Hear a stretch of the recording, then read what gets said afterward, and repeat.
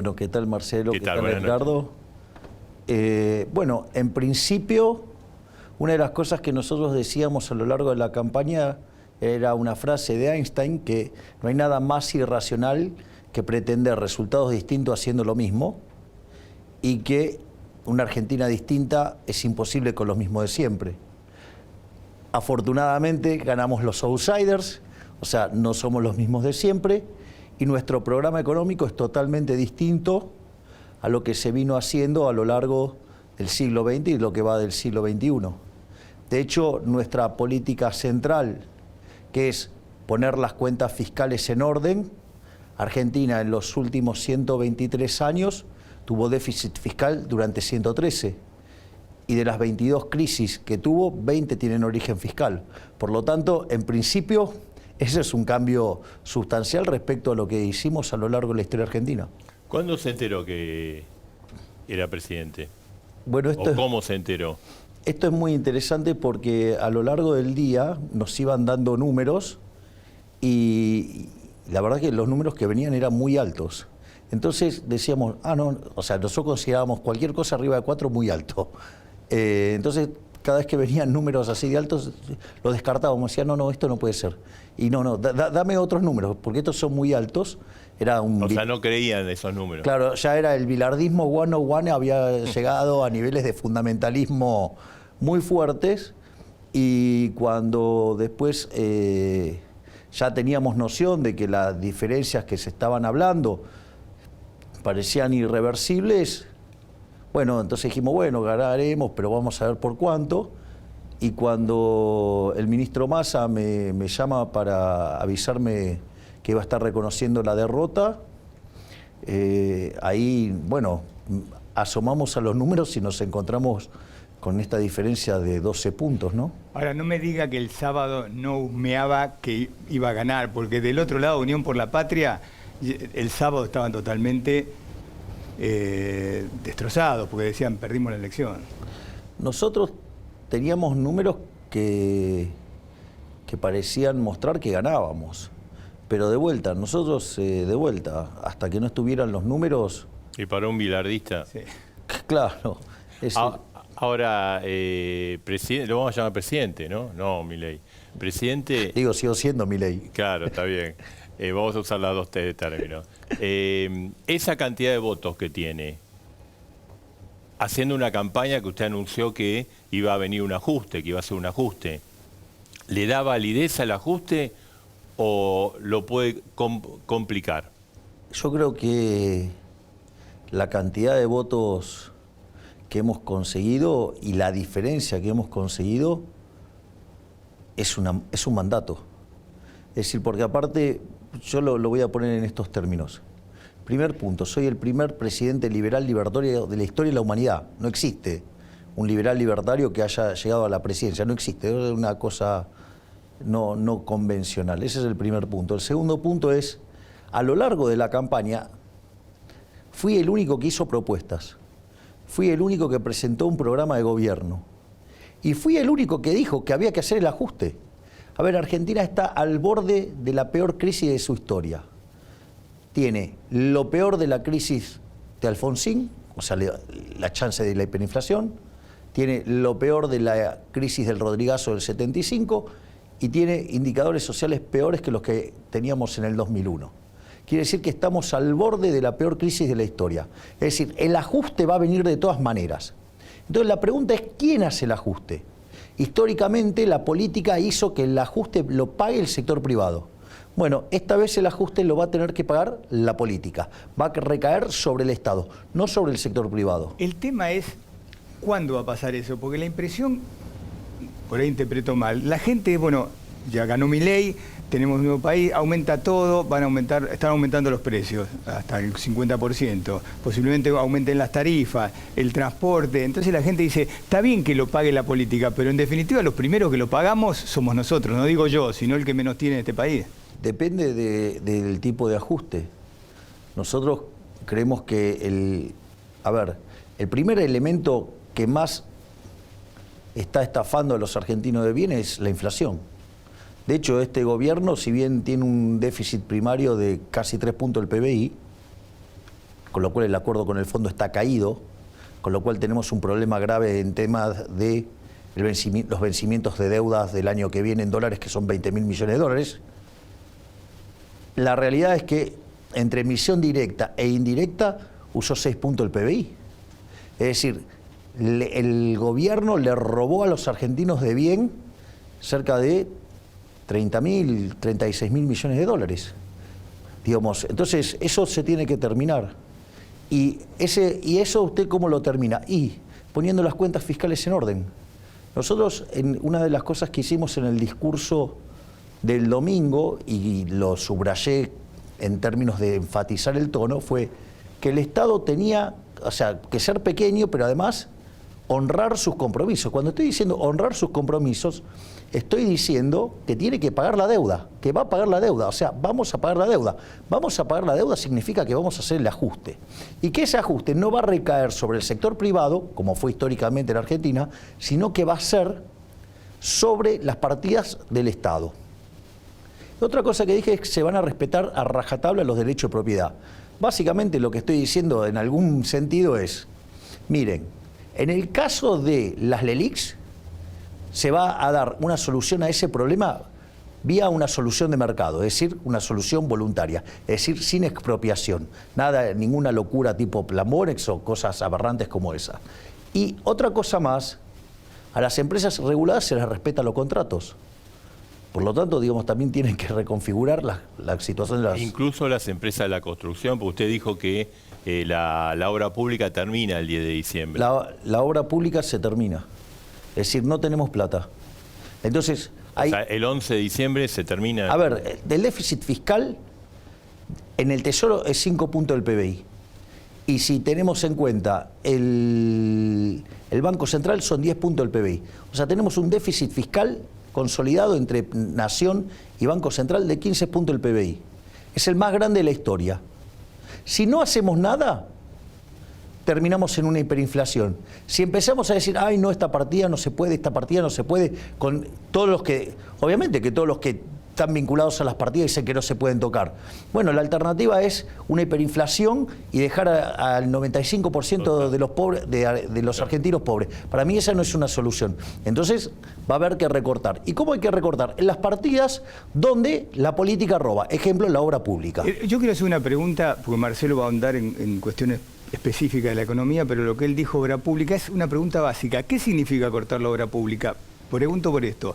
Muchos gobernadores hacen obra, pero porque la financia el gobierno nacional. Intendentes también, a través del gobierno nacional. Quiere decir que entonces las provincias, los municipios, si tienen que hacer obras, no sé, viales, lo que sea, ya no van a tener más plata de la nación. Yo quiero entender qué significa que no va a haber obra pública. Van a tener que ser hechas por iniciativas privadas. ¿Y qué pasa con, porque ahora hay obras en marcha, si se cortan, qué pasa con los obreros? Porque dice, yo corto la partida política, pero sí, la contrapartida de eso son empleados. Se licita, digamos, para que le haga el sector privado. Y si no hay nadie en el sector privado que lo quiera hacer, significa que esa obra no tenía sentido desde el punto de vista económico. Y entonces hay que explicar, alguien va a tener que explicar por qué quería hacer una obra que nadie quiere hacer. Sí, pero mire que en la obra pública muchos empresarios han vivido de la teta del Estado. Son parte del problema. Son parte del problema. La Cámara Argentina de la Corrupción es parte del problema. O sea... ¿Cámara Argentina? De la corrupción. ¿Qué? ¿De la construcción? Ah, sí, la de los cuadernos. Ajá, bien. Entonces, la realidad es que me parece que no corresponde y se puede hacer de otra manera. Javier, le quería preguntar, durante la campaña electoral, el ministro Massa, adversario suyo, dispuso la rebaja del impuesto a las ganancias, la eliminó prácticamente el impuesto a las ganancias cuarta categoría, y la reducción del IVA. ¿Esas dos medidas se van a sostener o se van a cambiar, van a caducar? Vamos a bajar el gasto público para mantener el equilibrio fiscal. O sea, las bajas de impuestos siempre favorecen a la gente. Así es que lo que hay que hacer es bajar el gasto público. Nosotros vamos a una hipótesis de déficit financiero cero. O sea, interpreto que se mantiene entonces esas medidas. Obviamente. Vamos a ajustar el gasto. Es importante. Esas dos reducciones de impuestos se mantienen. Obvio. Por eso hoy lo que vamos a hacer es bajar más el gasto público en otro lado. Claro. Le quería preguntar, el día 11, lunes 11, ¿hay unificación cambiaria? No, no. El problema de la unificación cambiaria es que usted, para abrir el cepo, tiene que tener resuelto el problema de las LELIQs. Si usted no resuelve el problema de las LELIQs, el cambio de portafolio con el mercado de divisas abierto le genera una caída de la demanda de dinero que lo lleva a una hiperinflación. Entonces, primero hay que resolver el problema de las LELIQs, y una vez que se resuelve el problema de las LELIQs, se puede abrir el mercado. Y dentro del cepo, de este esquema, ¿va a haber un desdoblamiento cambiario? ¿Es un dólar comercial y un dólar financiero? De hecho, digamos, el dólar financiero existe, es el contado con liqui. Claro, pero no es que se va a institucionalizar dos mercados. No debería, no, el punto es no se debería perseguirse a nadie por hacer operaciones en otro mercado. En el mercado. Milei, ¿qué le dice usted a los argentinos que tienen los ahorros en pesos? Que tienen plazo fijo. Es un problema de ellos, digamos, es una decisión de portafolio de cada uno de ellos. ¿Se acuerda que usted en la campaña dijo que no era conveniente tener plazo fijo, que los pesos son, creo que un excremento, algo así? ¿Eso se arrepiente o fue algo que generó mucho ruido ahora como presidente? Claro. Que lo veo que le puso un pie en el freno. No. A ver, primero porque es una decisión a título personal. Y segundo, en ese sentido mi idea de terminar con el Banco Central no es que la he dejado de lado. O sea, digamos, la pregunta es ¿por qué deberíamos tener Banco Central? ¿Cuándo se creó el Banco Central? 1935. ¿no? Así es. ¿Cuánto era la inflación antes? 0,9%. Los primeros 10 años del Banco Central, que era mixto, saltó al 6%.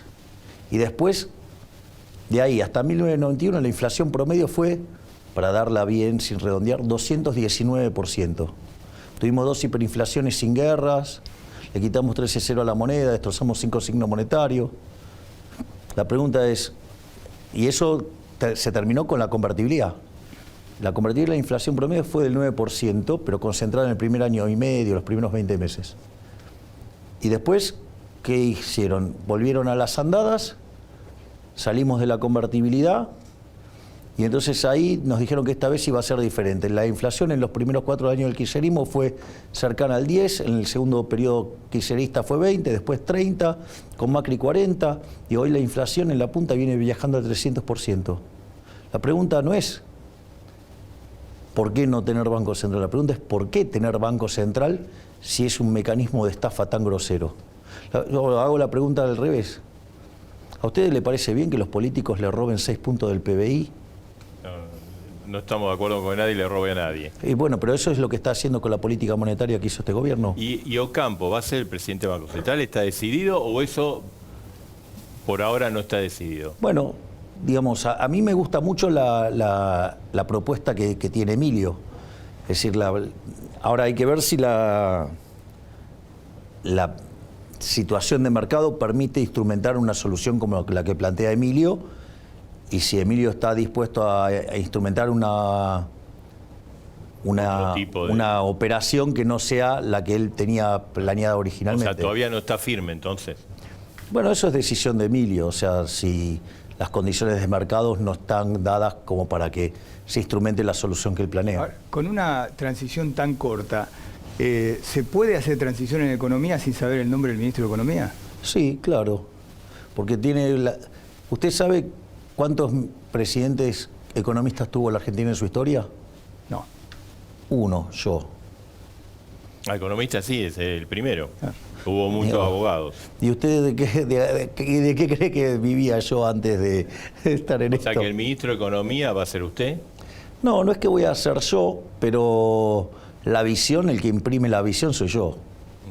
Es decir, entonces, la verdad es que todas esas especulaciones parecen bastante esotéricas. Porque ya pasó, ¿usted se acuerda del gobierno de Kirchner que decía que Néstor Kirchner quería cualquiera, total el ministro de Economía iba a ser él? Bueno, nosotros tenemos ministro de Economía, pero es cierto que la impronta y la lógica, digo, está claro que... Va a ser difícil para el ministro de Economía lidiar con un presidente economista, ¿no? Bueno, de hecho, eso una vez lo comentó Juan Carlos de Pablo, decía, Si hay un trabajo que no querría tener en este momento es ser el ministro de Economía de Milei, porque me va a volver loco. Ahora, hicimos muchas entrevistas durante la campaña. Usted nos dijo, el 22, el 23 anunció el ministro de Economía. El 25 lo entrevistamos. Verdad, Bueno, ahora el 20. Bueno, pasaron cosas en el medio, ¿no? Claro, pero digo, Entonces, si ¿quién es el ministro de Economía? lo voy a anunciar cuando lo tengo que anunciar, digamos, quédese tranquilo que el 10 de diciembre lo va a conocer.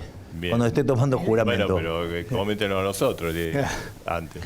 No hace la diferencia porque justamente la visión de la economía, Dios, la bajo yo, así que yo no tengo problema. Le digo por qué, porque todo entendido de su jefe de gabinete, ¿no? Pose. Sí. Estuvo hablando con el Fondo Monetario y en esa conversación participó Luis Caputo. Bueno, es una persona que está en condiciones de estar en el cargo sin lugar a dudas. O sea, es alguien que tiene la expertise necesaria para desarmar el problema monetario que tenemos y darle una solución desde los mercados financieros como para salir del problema de las LELIQs y terminar con el cepo. Dio en el clavo Marcelo entonces con el ministro. Creo que la metí en el ángulo, mirá. Sí. No, digo, es alguien que está en condiciones de resolver eso. Le quería preguntar, para cerrar el tema dólar, ¿cuál es el valor del dólar razonable que tendría que tener la economía para usted hoy, o cuando asuma el 10 de diciembre? Hayek llamaría eso la fatal arrogancia. Es decir, no existe forma de hacer ese cómputo, porque para usted hacer ese cómputo Al debería... dólar oficial me refiero, al comercial, ¿no? De vuelta, hay un conjunto de restricciones que nosotros vamos a empezar a levantar una vez que levantemos las LELIQs, que terminemos con ese problema. Ahí se levantará el cepo y el dólar será el que el mercado determine. Pero le digo por qué, porque vio que Massa el lunes tomó una medida del dólar exportador, ¿no? Que es 50% mercado contado con liqui, 50 del dólar. Eso da hoy 650 pesos. ¿Ese es un valor razonable para el dólar comercial? Yo no hago juicio de valor sobre los precios. Los únicos precios que son razonables son los precios de mercado. Cualquier precio después administrado no es razonable. ¿Y qué le dice a la gente que está yendo al supermercado y encuentra cosas hasta el 50% más caras en 2 días? Que es la consecuencia de la política económica de este gobierno que se está yendo y por eso perdió. Porque es un desastre. Y es más, le voy a decir algo. La política económica tiene rezagos. Por ejemplo, la política monetaria, usted hace algo hoy y los efectos recién lo ven dentro de 18 a 24 meses. Y la política fiscal también tiene rezagos. ¿Eso indica que vamos a tener que convivir con inflación por un tiempo? Sí, exacto. Pero lo importante va a ser que una vez generados los reacomodamientos, la inflación entre en un sendero decreciente. ¿Y eso cuánto? Eso puede tardar entre 1 año y medio y 2 años. Bueno, digo, esa es la verdad, digamos, o sea, yo no le... A ver, si hay algo que voy a hacer es decirle al menos lo que es mi verdad a los argentinos. Eso no es negociable. Yo voy a decir lo que siento, lo que pienso, lo que creo que es, y voy a actuar en consecuencia. Va a hablar con la verdad. El 10 de diciembre, bueno, vas a hablar ante la Asamblea Legislativa, va a ser una auditoría o una exposición de lo que recibe. Exactamente, voy a ir al hueso explicando cuál es el estado de situación en el cual recibimos el país. Hay un tema, perdón, sí, Edgar, que le quería preguntar que generó algún ruido con respecto a que, digamos, diciembre es un mes especial porque se paga medio aguinaldo. ¿Qué pasa si el Estado no tiene todo para pagar todos los gastos más el medio aguinaldo? Ajustará otros gastos. O sea, ¿el aguinaldo está asegurado que se va a pagar? No hay plata. Cuando no hay plata, ¿qué hacemos cuando no hay plata? Recortamos gastos, pero bueno. Bueno, entonces no puede recortar el salario o otra cosa, digamos. Bueno, digamos, mi premisa es que a la gente no se la toca. Así que caerá el ajuste sobre los gastos que hace la política. Milei, sabiendo que veníamos a hacer esta nota, uno va recibiendo mensajes, pero recibí... no sabe la cantidad de mensajes que recibí. Recibí varios de un punto interesante, no me afecta a mí, pero sí a mucha gente. ¿Qué piensa hacer usted con los tenedores de crédito UVA que están tan castigados? A ver, los tenedores de créditos UVA ellos tomaron esos créditos en función de un diferencial de tasa de interés. Digo, es como que... Pero la inflación se fue al demonio, ¿no? Ahí está el problema, la inflación al demonio y los salarios... Vamos a ponerlo en estos términos. Hubiera entonces tomado otro tipo de crédito con una tasa de interés más alta. No se los va a ayudar, entonces. A ver, pero usted lo que me... O sea, Pregunto. la pregunta es, si yo decido tener una vida temeraria y entonces como consecuencia de ello se manifiesta el resultado adverso y tengo una lesión, Sí. ¿a usted le parece, digamos, correcto que yo le pase la cuenta a ustedes?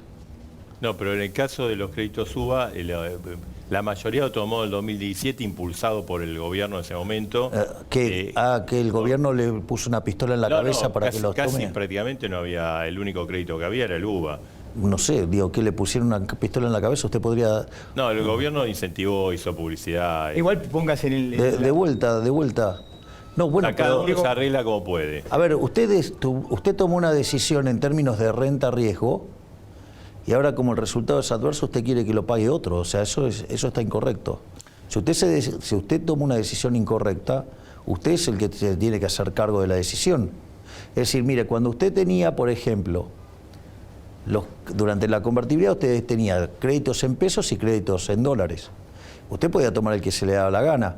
Claramente los créditos en dólares que tenían una tasa de interés más baja. Quiere decir que entonces usted estaba en el diferencial de tasas, estaba haciéndose cargo del riesgo que implicaba. Después, bueno, o sea, encima el gobierno, como no cumplió las reglas, entonces ahí se generó toda una serie de cuestiones. Una ola inflacionaria. Bueno, por eso, entonces, el problema es, digamos, si usted tiene que estar pagando la cuenta de las decisiones de renta-riesgo que tomaron otros individuos, porque alguien lo tiene que pagar. ¿Quién lo paga? Y habitualmente el Estado, porque la solución es que la banca pública... A ver, ¿y cómo lo paga el Estado? Bueno, con más gasto, con... O digo, porque tiene déficit fiscal, o sea, con emisión de dinero, o sea, con impuesto inflacionario, o sea, golpeando a los que menos tienen, golpeando a los más vulnerables. Qué linda solución, ¿no? Parece, ¿no? Digo, no sé, se los planteo. No, está bien, está bien. Digo, yo lo que hago es, si usted plantea el tema, yo digo... Alguien siempre lo paga, ¿no? Claro. Bueno, Nosotros por eso. preguntamos y usted iba. Por eso, por eso, yo lo que hago es, en lugar de contar la historia de un lado, cuento la historia completa. Bien. Milei, hoy hubo, sin quererlo, gobernadores de Juntos por el Cambio y del peronismo coinciden en un reclamo, y usted ya se imagina que es el de plata, porque hoy se juntaron los 10 de Juntos por el Cambio, también hubo pronunciamiento de lo del norte y lo del sur. ¿Qué quieren los gobernadores? Que usted los coparticipe en la toma de decisiones sobre fondos que los afecten a ellos, y quieren saber si... Por ejemplo, lo que dejaron de percibir por el impuesto a la ganancia. Todos los impuestos coparticipables. ¿Qué le dice a los gobernadores que le están reclamando que... Me sentaré a hablar con los gobernadores y se resolverá. ¿Cómo fue la charla con Biden? Estuvo ahí interesante. Fue una charla interesante en la cual me felicitó por la elección, me felicitó por el diferencial y también, bueno, yo lo felicité por lo que está haciendo en términos del rescate de los rehenes. Y bueno, y quedamos en avanzar en conversaciones futuras y como es, y mejorar e incrementar nuestros vínculos. Argentina, en el caso de los rehenes, hay muchos rehenes argentinos tomados por Hamás, ¿no? Secuestrados. ¿Va a tomar una actitud activa? Porque hasta ahora el gobierno es sí, hablamos esto, pero no pasó nada. A partir del 10 de diciembre, esperemos que se solucione antes, ¿no? Pero ¿Argentina va a tomar una actitud activa para rescatarlos? Bueno, de hecho yo impulsé un proyecto en la Cámara de Diputados y que con el acuerdo de con gran parte de los presidentes de bloques logramos hacerlo y sacarlo, en el cual básicamente condenábamos los actos terroristas del grupo Hamas. No solo eso, sino que además expresábamos nuestra solidaridad para con Israel y además señalamos el derecho de Israel de ejercer la legítima defensa A lo cual también se le sumó lo que se llama plantear algo, el nombre es, tiene un nombre que es, que básicamente permite dar una salida a los rehenes sin tregua sanitaria, se llama. Claro. Permite la salida de los rehenes sin el cese del fuego. Es decir, pero se permite, se crea un canal por el cual pueden salir. Correcto, sí. Así que nosotros pedimos eso para todos y en especial para los ¿Pero argentinos. van a tener una actitud activa a partir del 10 de diciembre? Absolutamente. De hecho, nosotros estamos dispuestos a colaborar para la resolución de ese conflicto. Todos los presidentes argentinos le pidieron a los presidentes de los Estados Unidos que los ayuden ante el Fondo Monetario a renegociar porque no se cumplieron con las metas. ¿Usted le va a pedir a Biden que lo ayude? Naturalmente, dado que está caído el acuerdo, nosotros vamos a tener una reunión con Kristalina Georgieva y le vamos a presentar nuestro programa económico y les vamos a explicar cómo nosotros vamos a enderezar las cuentas públicas, nuestra voluntad y convicción de hacerlo y para que nos puedan seguir acompañando durante la transición hasta que logremos recuperarnos. ¿Esto cuándo va a ser? ¿Después de asumir o ahora la reunión con Kristalina? Creo que hay una primera etapa en la cual el jefe de gabinete va a estar comandando esa reunión y después, en otra, digamos, ya después yo estaría participando. Le quería preguntar, usted invitó a Bolsonaro a la Asunción. ¿Usted quiere que venga Lula? En la campaña hubo cortocircuitos, pero bueno, es un gran socio comercial y es el presidente. Si Lula, digamos, quiere venir, digamos, será bien recibido. Está invitado. Es el presidente de Brasil. Claro. Y le quería y la charla con el Papa, esa sí que sorprendió ayer, ¿eh? Sí. Digamos, ¿Se reconciliaron? ¿Se reconciliaron? Fue una charla muy amigable. ¿Estuvo el oftalmólogo? Fue muy amigable la charla. Su Santidad me felicitó por el coraje y me dijo que para enfrentar los desafíos que tenía Argentina se necesitaba de coraje y sabiduría. Le dije que el coraje lo tenía, que sabiduría estaba trabajando en eso. Está bien. Y básicamente ahí yo le expliqué lo que estábamos heredando y el rol del Ministerio de Capital Humano para dar contención a los segmentos más vulnerables. Y no solo eso, sino que además cómo estábamos planeando salir de la situación actual. ¿Qué le pidió él a usted? No me pidió nada. ¿Pero le habló de la preocupación por el tema social en Argentina? Bueno, es que yo le expliqué justamente el rol del Ministerio de Capital Humano. Y lo que a mí también, digamos, le señalé es que estábamos dispuestos a recibirlos con todos los honores de un jefe de Estado. Y además, lo otro que también le señalé es que iba a ser también recibir un reconocimiento como el jefe espiritual de los católicos, siendo que Argentina es un país mayoritariamente católico. Pero eso es un cambio con respecto a la campaña. Usted siempre dijo, yo lo respeto, creo que le hicimos la pregunta varias veces como jefe de Estado, y yo ahora le he agregado esto, el reconocimiento de ser el líder espiritual de la mayoría del pueblo argentino. Y ahora yo voy a ejercer la función de presidente de todos los argentinos. Por lo tanto, hay algunas cuestiones, que tengan que ver con mis percepciones, acertadas o no, que, digamos, no tienen por qué interferir con los intereses de los argentinos. Ayer le escuché hablar de pragmatismo. Entre el domingo y hoy, ¿se volvió más pragmático? Y hay algunas cosas que requieren de mayores dosis de pragmatismo. ¿Qué quiere decir eso? ¿Va a tomar las cosas, va a meditar antes de tomar alguna medida? Principio cuando dice, bueno, los tengo, pero necesito...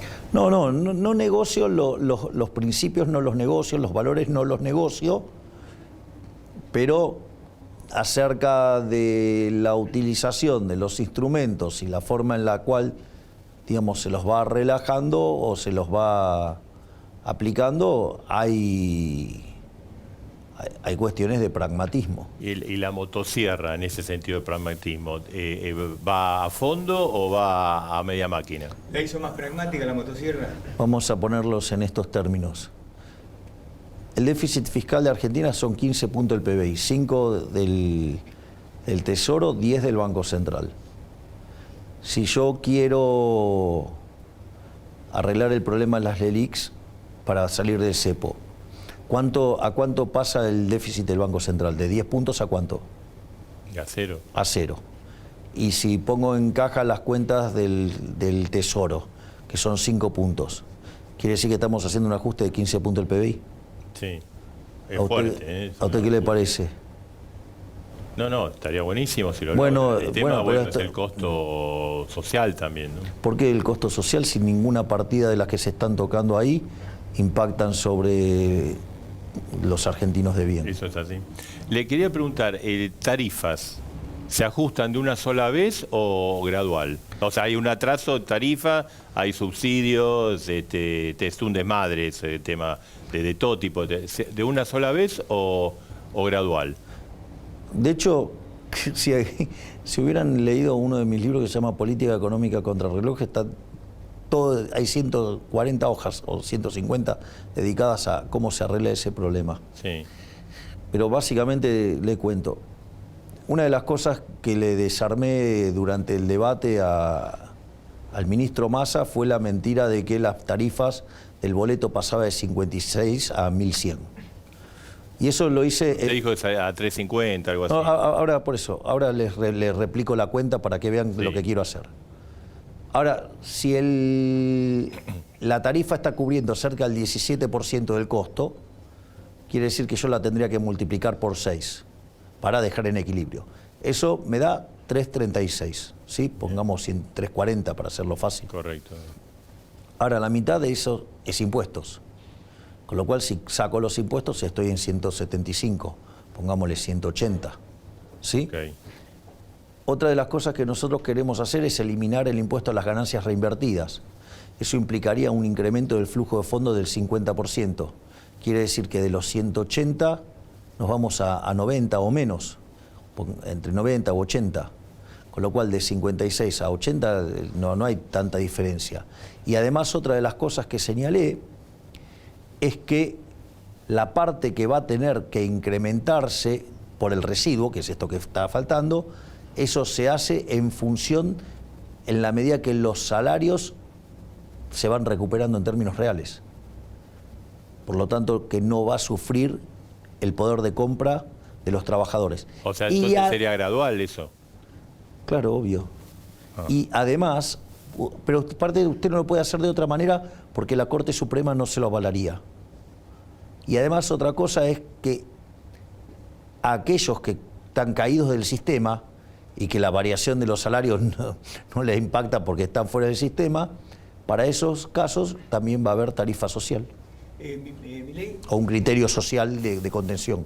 hablando de estos temas muy populares, ¿qué va a hacer con el régimen jubilatorio? ¿Qué va a hacer con los jubilados y qué va a hacer con el PAMI? A ver, el tema de los jubilados, creer que eso se puede arreglar de corto plazo es una mentira enorme. El sistema previsional tiene un elemento fundamental que es la relación entre aportantes y beneficiarios.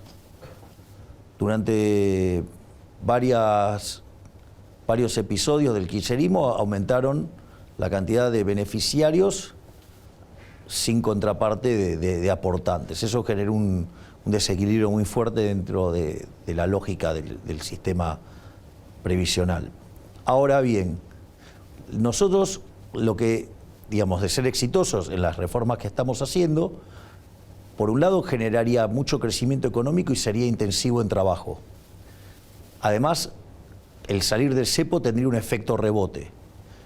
Además, como nosotros pensamos modernizar el mercado laboral, va a permitir que se creen muchos más puestos de trabajo. Y como eso se da en un contexto de aumento de productividad y de mayores salarios reales, la población económicamente activa sube. Por lo tanto, todo eso le permite poner en caja el sistema previsional sin tocar los derechos adquiridos. ¿Con el PAMI qué va a hacer? Eficientizarlo. Pero sigue el PAMI. Sí, claro, pero hacerlo eficiente, o sea, que se termine el robo. Milei, usted dijo que iba a privatizar YPF, el canal público, la radio pública. ¿Es un plan de privatizaciones que incluye otras empresas, otros servicios? O sea, ¿una cosa global o es quirúrgico? Todo lo que pueda estar en manos del sector privado va a estar en las manos del sector privado. Le menciono, por ejemplo, AISA. AISA, de hecho, antes era Aguas Argentina y era privada y funcionaba muy bien. ¿Ferrocarriles? Digo, en la época que eran del sector privado teníamos los mejores ferrocarriles del mundo. O sea, que esas cosas podrían estar dentro del plan, digamos, privatizador. Absolutamente. O sea, va a ser un paquete de empresas. Todo lo que podamos trasladarle al sector privado es mejor que lo haga el sector privado, porque lo que se ha probado es que todo lo que hace el sector público lo hace mal. Hoy veo que uno de los dirigentes de aerolíneas gremiales, de los pilotos, Vigo dijo que... Si se quiere cargar aerolíneas argentinas, nos va a tener que matar. Después trató de suavizar, pero lo dijo esto. Bueno, parece una frase muy desafortunada a la luz de lo que nosotros estamos proponiendo. Nosotros estamos proponiendo trasladarle la empresa tiene pérdidas enormes. Nosotros creemos que tienen un capital humano de muy primerísima línea, tienen unidades de negocios que funcionan muy bien, por ejemplo, lo que tiene que ver con los simuladores, con lo cual uno hasta además lo podría privatizar aparte, y con todo lo que tiene que ver con el manejo de los talleres y demás. Esas cosas, digamos, hasta se podrían estripear. Y no solo eso, sino que cuenta con personal muy calificado. Entonces, lo que nosotros creemos es que no puede ser que se genere un déficit que es pagado por los argentinos que no toman aviones, porque en el fondo, digamos, ¿quién paga el subsidio? Lo paga el que no lo toma. Entonces, nosotros lo que decimos es trasladárselo a los empleados, que los empleados sean los dueños, financiarles un año de capital de trabajo con la pérdida y ese tiempo le da tiempo para recomponerse, y a partir de ahí va a estar en condiciones de competir. Claro. Milei, dos cositas muy chiquitas, puntuales, Sí. sobre cargos, porque hay mucho lobby del PRO y del macrismo. Para sacarme una duda, no hay duda de quién va a ser la canciller. La canciller va a ser Diana Mondino. Por eso, no hay duda de eso. ¿Randazzo es su candidato a presidente de la Cámara de Diputados o va a ser Ritondo? Es una negociación que está llevando a cabo mi ministro del Interior, que es Guillermo Francos. Bien. Ya estamos terminando. Usted hizo una mención a la Corte Suprema de Justicia, y la Corte Suprema de Justicia hay un juicio, ¿no? Hay un juicio iniciado por el propio gobierno, el gobierno de Alberto Fernández. ¿Usted quiere que continúe ese juicio o quiere que el gobierno, este actual gobierno, desista de ese juicio y se cierre la ofensiva contra la Corte Suprema? Yo lo que quiero es una Corte Suprema de Justicia que sea absolutamente independiente. Nuestro ministro de Justicia, que es el doctor Mariano Cunio Libarona, está comprometido a llevar a cabo una reforma que profundice y que le dé independencia al Poder Judicial. De hecho, una de las cosas en las que nosotros estamos pensando es, por ejemplo, estripearle el financiamiento. Hoy la Corte Suprema para que, digamos, tiene que negociar con el Poder Ejecutivo. Con el Poder Ejecutivo para tener el financiamiento de la justicia, lo cual hace que el Ejecutivo, digamos, termine presionando sobre la justicia, lo cual a mí me parece un disparate. Por lo tanto, nosotros queremos que existan partidas que permitan que la justicia tenga financiamiento autónomo y que de esa manera digamos, sean más independientes. Además, queremos despolitizar la justicia, es decir, sacar la injerencia de la política dentro de lo que tiene que ver todo el proceso judicial. Y hay después unas cuestiones de administración de la justicia que hacen que determinadas cuestiones terminan costando 3 veces más cara. Claro. Entonces, nosotros ¿Y con respecto queremos... al juicio? Porque ese es un tema que está ahí. Nosotros estamos en contra de la persecución de la Corte, o sea, con lo cual nosotros no vamos a perseguir a la Corte, o sea, nosotros, de hecho yo me manifesté en contra de lo que estaba haciendo el kirchnerismo. Le pidió a Alberto Fernández que levante ese juicio, pues es el Estado argentino, este gobierno el que ha impulso. Bueno, si no lo bajan ellos, lo bajaré yo. Milei, una cosa se me había ido de la mente, hoy lo charlé con Marcelo, me pareció haber visto en el lobby del Hotel Libertador al embajador de China, pero más allá de eso, ¿se va a reconciliar con China y con Rusia? ¿Cuándo me peleé? No, digo por lo que usted dijo de no hacer... Yo lo que dije es, yo señalé con quiénes estaba alineado. Yo dije que estoy alineado con Estados Unidos, con Israel y con Occidente. Y además señalé que yo no voy a promover relaciones con aquellos regímenes autocráticos, comunistas, o que no respetan la paz, o que no tienen democracias liberales. Después usted ponga ahí adentro lo que quiere. Y además, otra cosa que dije es, los individuos y las empresas tienen total libertad de comercializar con quien quieren, y el Estado no tiene por qué estar interfiriendo en eso. Presidente electo, que difícil, ¿no? Hacemos una breve pausa, le dejo pendiente una pregunta. Usted va a viajar a Estados Unidos y Israel, ¿no? Espere. ¿Va a hacer alguna escala en Roma? Lo responde y va a visitar a alguien en Roma. Después de la pausa.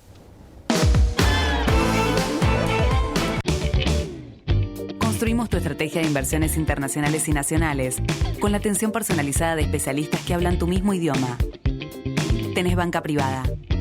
Tenés Galicia. Para los dolores de la artrosis, Artrostop Té Caliente. Para los calambres, Artrostop Calambres con o sin azúcar en sobrecitos. Para la reparación de tus cartílagos, Artrostop Colágeno C+D y Artrostop Flex. Y para aplicar directamente sobre la zona del dolor, Artrostop Rolón. Artrostop, y seguí disfrutando de la vida. Cabanal, un colchón, mil sensaciones. Cabanal, la calidad de Chacolchón.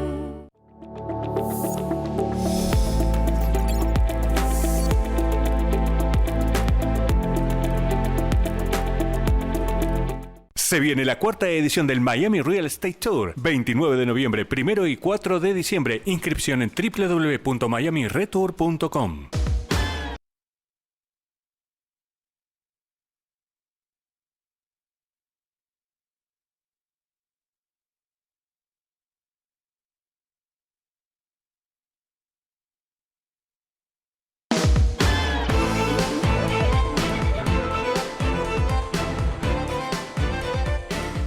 Bueno, seguimos en A Dos Voces especial, presidente electo Javier Milei, esta noche aquí en Todo Noticias. Habíamos dejado pendiente una pregunta.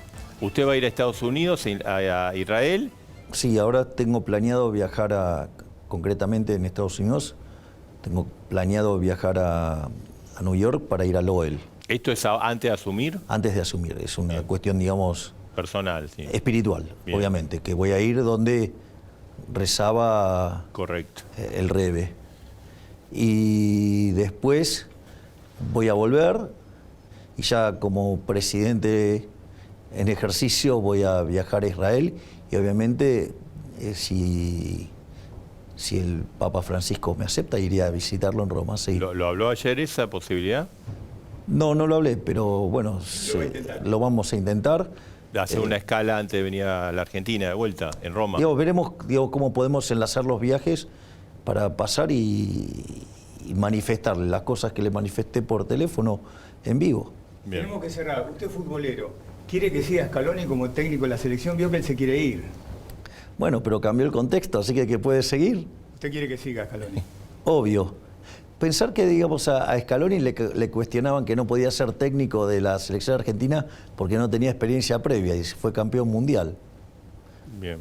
Digo, como a mí me cuestionan mi experiencia... Que siga. No, ¿a usted qué le parece? ¿Y ayer reconoció la Quinta de Olivos? Porque usted sí. dice va a estar 24/7 en Olivos trabajando. Sí. ¿Le gustó el lugar? Sí, ¿Van a ir sus hijos, los perros? ¿Cómo? Sí, ahí mi hermana está viendo cómo adaptar algunas partes para que yo me pueda llevar a mis hijitos de 4 patas, a Conan, Murray, Milton, Robert y Lucas. Y como es, pero al margen de eso, Sí, mi idea es trabajar en la Quinta de Olivos. Eso lo que me permite hacer es trabajar. Digo, yo me levanto muy temprano, desayuno, ya a las 7 de la mañana estoy trabajando de 7 a 24, o sea, con lo cual me evito los viajes, todo, o sea, y cuando tengo alguna reunión que amerita venir pero para eso nos va a hacerlo. complicar nuestro trabajo. Bueno, digo, pero ¿sabe qué? Le va a simplificar la vida a todos los argentinos porque voy a trabajar más para sacarle los problemas que le genera el Estado a los argentinos de bien. Ojalá, muchísimas gracias, presidente Gracias, electo Marcelo. Javier Milei, gracias por la Edgardo. entrevista. Nosotros cerramos el programa especial. Sí, como siempre, a le agradecemos, por supuesto. Lo que siempre decimos, el que iba a ser electo presidente va a decidir sobre tu salario, impuestos, educación, seguridad. Y hoy lo escuchamos. Lo escuchamos acá en A Dos Voces a Javier Milei, presidente electo.